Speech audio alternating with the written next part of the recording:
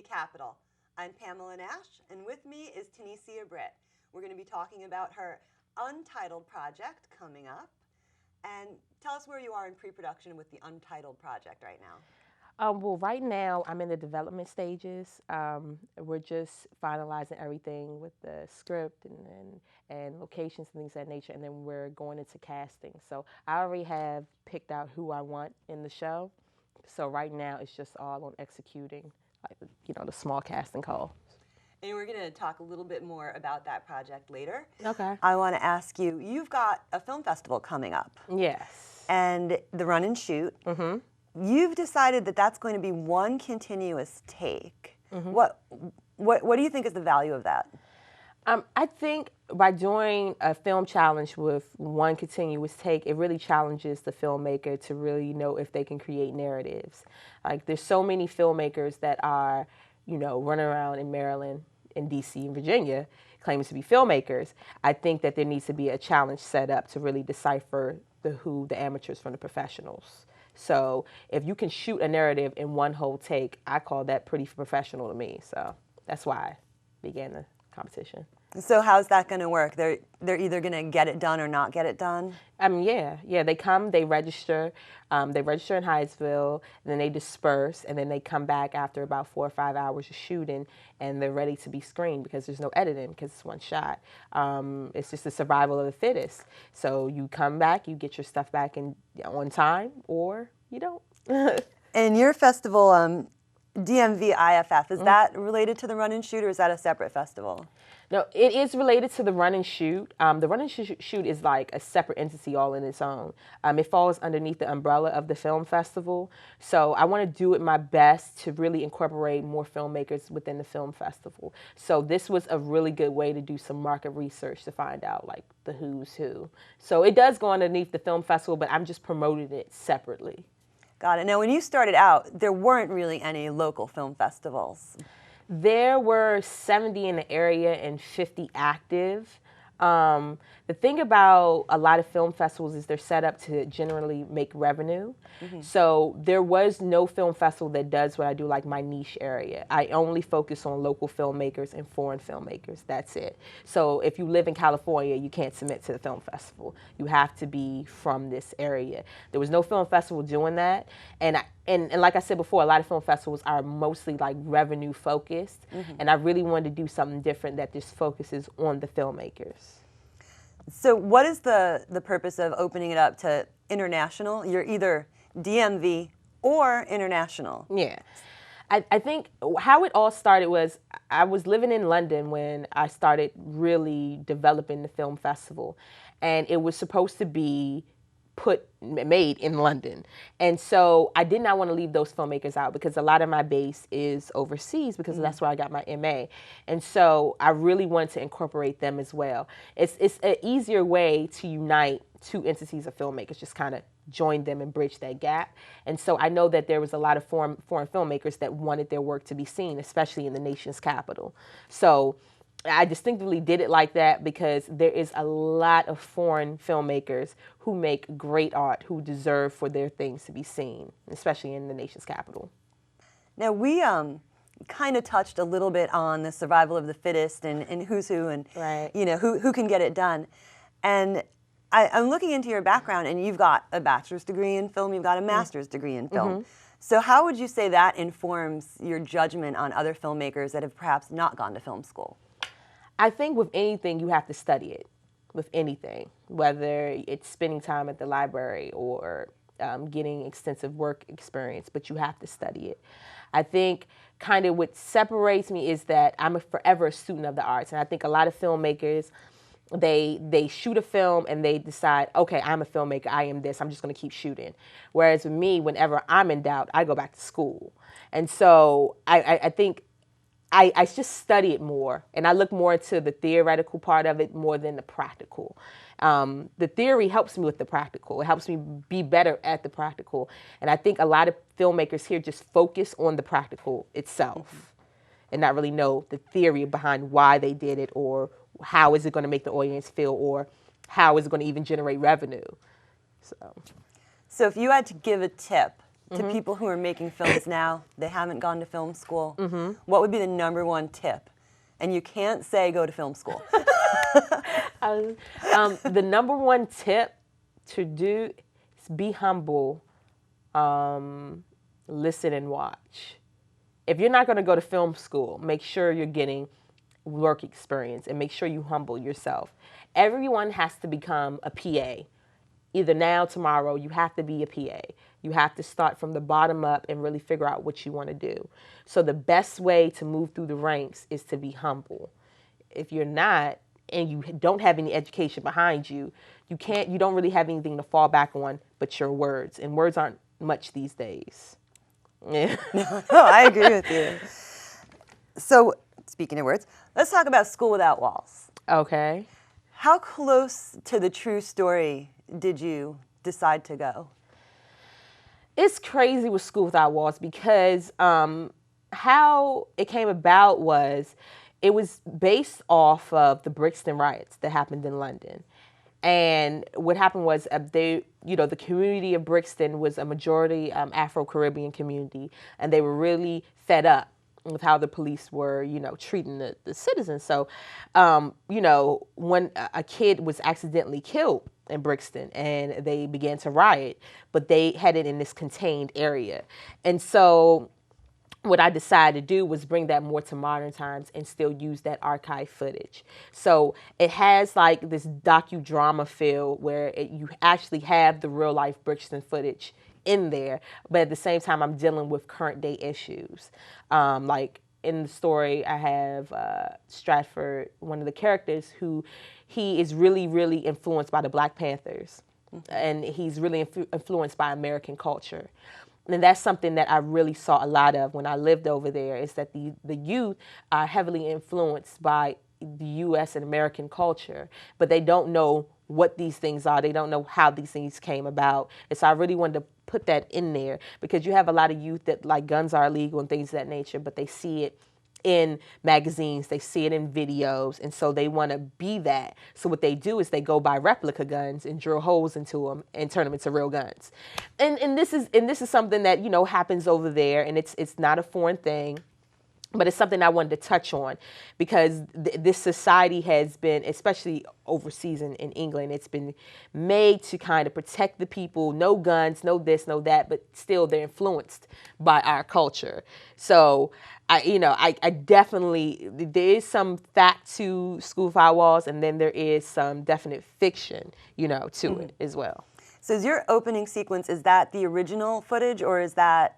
No, those are your actors. Yeah, those are my actors. What's crazy is I shot the film in 2008, and about a month and a half ago, they really had a huge riot in London, like a huge riot, and it was exactly what happened in my opening scene. Like a kid got shot by police, and and that's how it came about. And so instead of it being contained to this one area, it spread throughout the UK. And I just thought, like, when I saw it, I was like, I felt the tension in the air. It was sooner or later, and I think that opening scene, I wanted to do that because the kind of establish the tension that was already there in their society. So. And we'll take a look at that clip of the opening scene.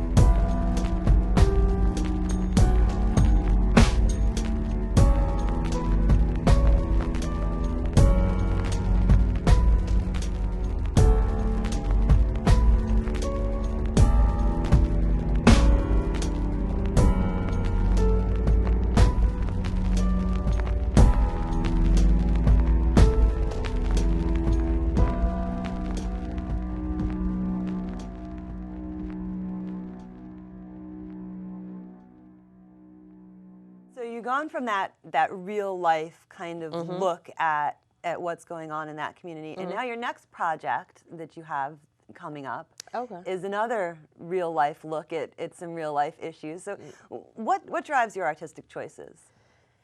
People, like I'm a heavy believer in people, and they let me down daily, but they influence me. They're my muse. And like real life relationships, real life people, real life emotions are what drives cinema. And like not just having it be a release for me, but I want it more so to be a release for other people as well. Like I want to make people feel. And so the only way you can feel is by another interaction with another human being. So if I make a human film, then maybe you could connect as another human being, connect to that film as well. So I'm driven by experiences, I'm driven by life, and I'm driven by people who let me down daily. Do you have a desire to educate people who are watching your films? You just want them to feel something, or you want them to learn their lesson? It depends. It depends on what I'm trying to say. I like to do films that reach different audiences. I don't make films for everybody. I don't make films for everyone to understand or everyone to get or even appreciate or like. But I make it to target a certain audience. And it's always education. It's always an educating factor within all of my films. Now, how I get the point across, it just depends on, the mood of the film, but it's always going to be a lesson learned from it. And even if a person is still confused on a lesson, which they shouldn't be, but if they are, then they'll know how to feel it. They will feel it regardless. So what's the subject matter that you're going to deal with in your currently untitled project? I wanted to break down who is the exotic dancer. I wanted to break down this woman that, you throw dollars on, that she does what she has to do to get her money. Who is she and who's she making this money for? Like, to do some market research, I went on casting. I was picked for doing a casting for the Bad Girls Club. And this is crazy. I got picked and I went, and I knew I was going to make the show because I clearly have sense. And so I went just to see like what type of people. This is when I was in the mood of developing this series. And so I went and I was surrounded by a table full of exotic dancers. You would be surprised. And each of the exotic dancers had a reason of why they wanted to be in the Bad Girls Club. Each of them had a reason of why they were a bad girl. And it got me to thinking, like, all these different girls do the same job every night, and a lot of them worked at the same strip club. But at the end of the day, they have all these different pockets. Like one girl wants to learn more about herself, wants to figure out herself. The other girl wants to quit stripping. The other girl just loves money. She loves hustling. I mean, you had all these different things. And I said, for these type of women to just be put on the forefront for you can understand, like, not every exotic dancer is going to steal your husband. Not everyone is going to rob you of money or just trick you out or do anything. But, they are human beings, too. And I want to discover who they are. Whether if they're in it just for the money, then judge them as so. But at least I gave a platform for you guys to see what type of people they are. So you're going to do this documentary style? Yeah, I'm going to shoot a documentary style. It's going to have a little pinch of me in it. So how are you going to handle it? Like, you're taking these women, you're going to expose who they are inside. I mean, an exotic dancer is a woman with a front, a really public front. And you're going to peel that away. Yes. How are you going to bring them back out of that when they've exposed their vulnerability? How are you going to prop them back up again? I think I'm kind of going to open the bag and let it out. If they want to push themselves back up, great for them. Great for them. I think the whole focus is who they are, their strength as a person. I kind of don't want to close it back up. I don't want to, them to go back in that shell. If you're going to be an exotic dancer, people are going to see you anyway. You might as well expose it all. If you're going to expose that, you might as well expose it all. So they're going to strip themselves inside and expose it to the camera. I think to even sign up for this project, they got to be courageous. Like, the casting process is very strenuous because I want to make sure that I'm getting the proper people to be in it. That's a really interesting concept. These are women who expose themselves physically, and you're going to get them to expose themselves emotionally. That's very much looking forward to seeing that. You're going to have to come back and tell us how that's going. I would love to. Yeah, I would love to. You're putting together this film festival that really is very supportive of the local film scene, which means you've got directors, producers, actors, everybody working on these films. But then you're going to go to London, and you're going to bring your economy over there, and you're going to hire London-based people, and you're not going to hire anybody from DC. So how is it? How are you gonna justify that for us? So this is how it's gonna work. Is I'm still promoting local filmmakers' work in the UK. I'm still gonna do that. I'm still gonna do that. The crew-wise, I already have a crew in the UK. I already have a crew of people who helped me get School of Our Walls off the ground and who set me up and sent me here just to do this. You know, I already have that, and people here understand that. But what my thing is for the filmmakers to bring their films with me, and I'll take it there. You know what I mean? Eventually the film festival will be big enough where I'm able to fly out filmmakers. I'm able to do these type of things eventually.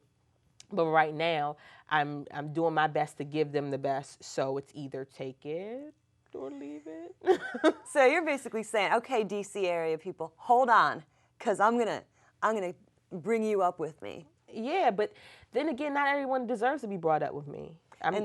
Let's talk about that. I'm just gonna keep it honest. I mean, because I think that there are a lot of good filmmakers in this area, but a lot of them are lazy, and a lot of them, and I've just discovered this with working with the film festival. It's a real shame to me that I have foreign filmmakers who bring out an audience for their films, but the local filmmakers, some of them won't even come to their own screenings. But I don't think a lot of filmmakers in this area understand progression. A lot of people are fixated on the local scene, and the local scene isn't strong enough to sustain much. So they get very content with being at a certain level. And so that's where, you know, when it comes to education and things of that nature, they don't re-educate themselves. They don't push themselves further because they think mediocrity is where it's at. And the local scene here is not too impressive, especially for it to be Washington, D.C. There is so many talented filmmakers here that consistently push themselves out of D.C. I know a lot of filmmakers here that screen their stuff in New York, L.A., VA. They go all around to push their stuff, but they don't do it locally because they're not impressed with the local scene.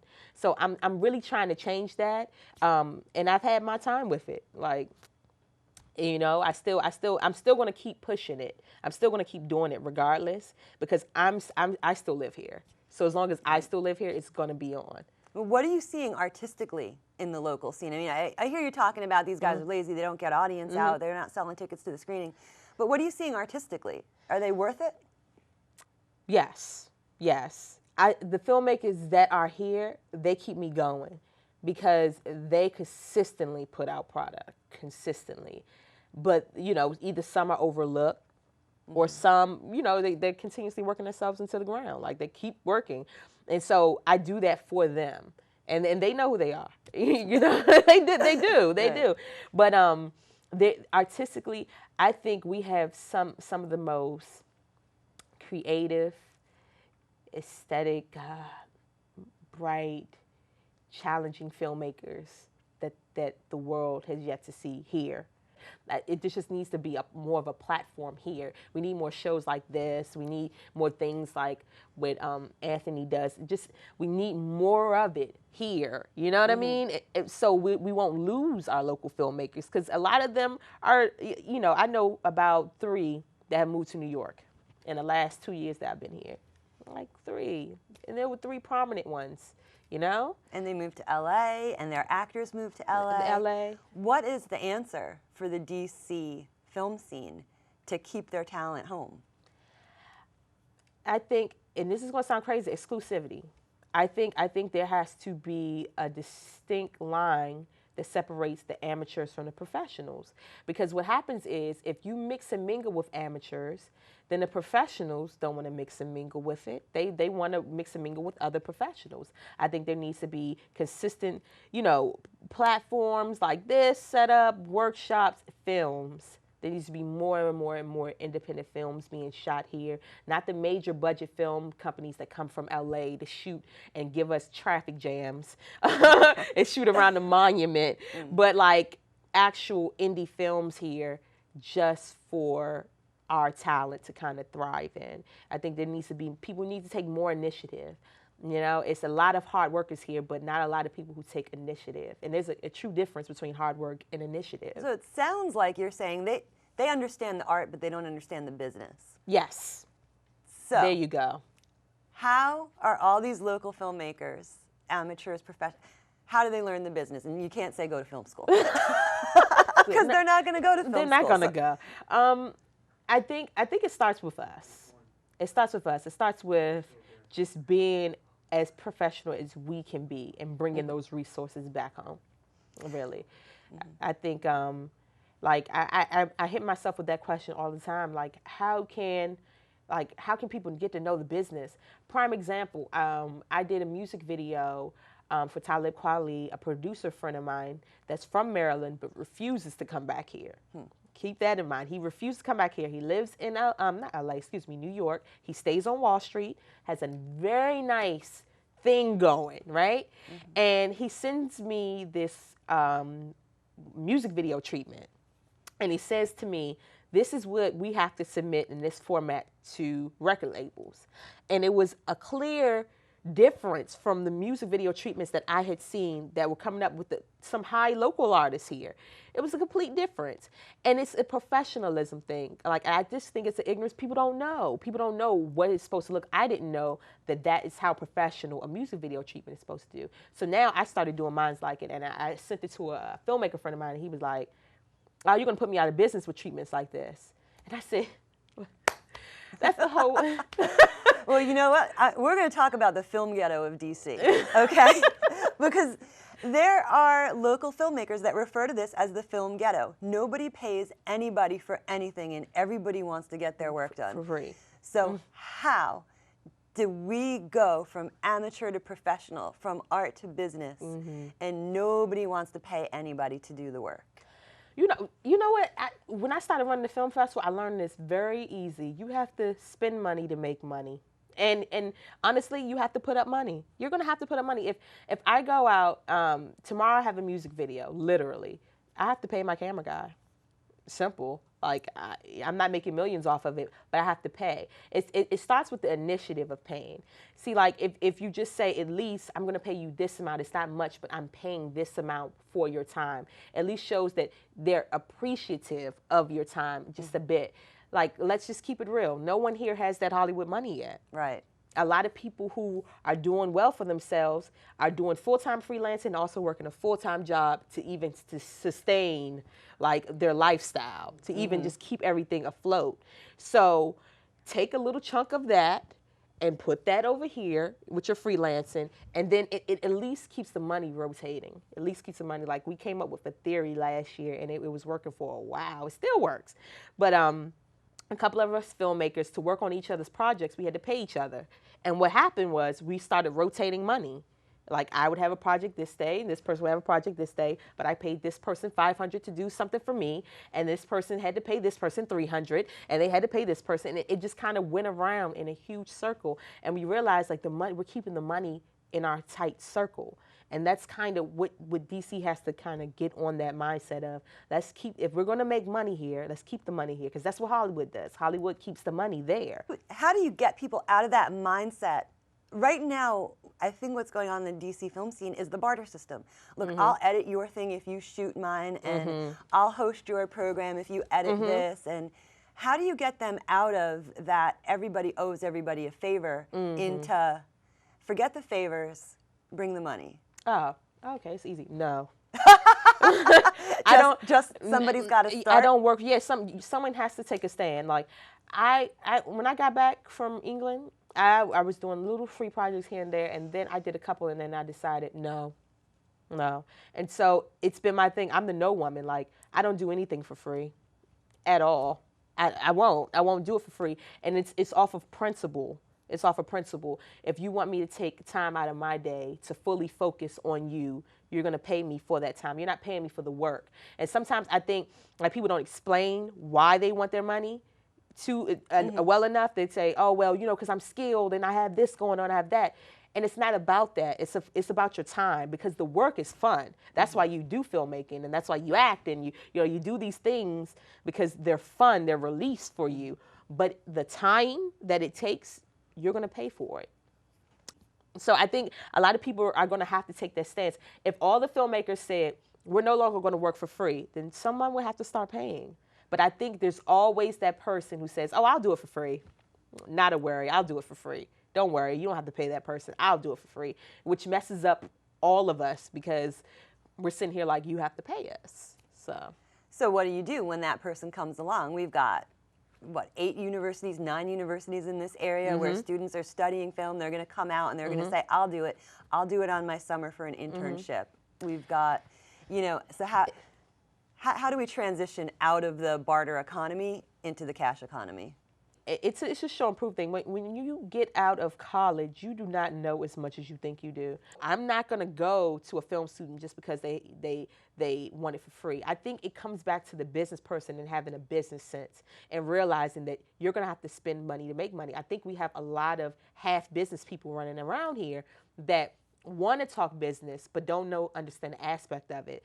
And that's why I said a lot of people have to just kind of push themselves forward and say, okay, this is what it is and this is what I'm going to pay for your time. I think it honestly starts with us. It starts with us, and it also starts with us deciphering who's who.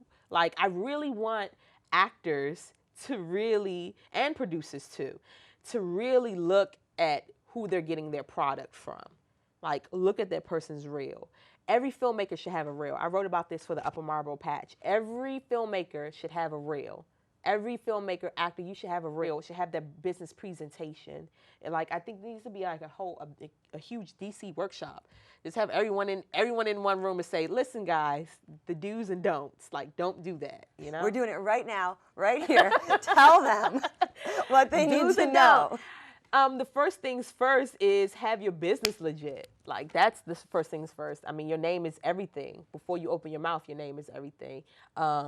Always work with quality. You know, check people's references. Like, know where this person's coming from. Know where you're spending your money, and know that you're going to get a return on your money. Like, it's just simple business. Like, if I had to sit on this stage and teach all of DC how to do business, I need to move because there should be other people out there that feel the same way that I feel, especially when it comes to like how to conduct business. You know, it's just that push. It's taking initiative. Like, I have to, you know, worry about Filmmakers of DC, Tanecia Britt is your professor. You're gonna have them hating me. They're gonna write me hate mail. No. This is where you come to find out how to do the business of making film. Indie Capital and Tanecia Britt. She will be the first Indie Capital professor of Indie Capital University. I'm just saying, you gotta do it right. I mean, because at the end of the day, like, when you step out of DC, that's what matters. When you step outside of the local realm, that's what matters, is when you go to New York and they say, I saw your reel. Excellent work. So. And get a reel. Get a reel. For Indie Capital, I'm Pamela Nash, and this was Tanecia Britt.